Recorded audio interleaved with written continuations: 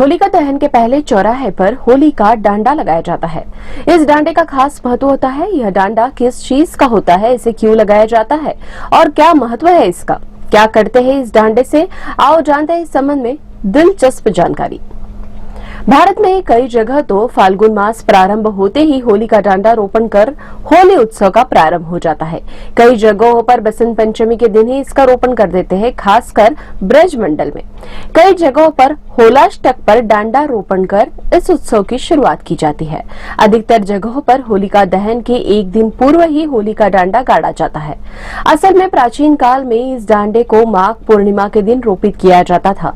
होली का डंडा एक प्रकार का पौधा होता है जिसे सेम का पौधा कहते हैं। होलिका दहन के पूर्व 2 डांडे रोपण किए जाते हैं, जिसमें से एक डांडा होलिका का प्रतीक तो दूसरा डांडा प्रहलाद का प्रतीक माना जाता है।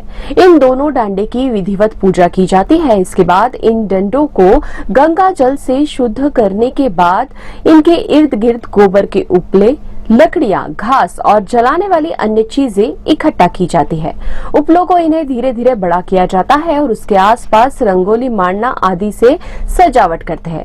कई लोग अपने घरों से भर भोलिये यानी कि कंडों की माला बनाकर लाते हैं और उसके आसपास जमाते हैं। होलिका दहन के पहले होली के डांडा को निकाल लिया जाता है, उसके जगह लकड़ी का डांडा लगाया जाता है। फिर विधिवत रूप से होलिका की पूजा की जाती है और अंत में उसे जला दिया जाता है।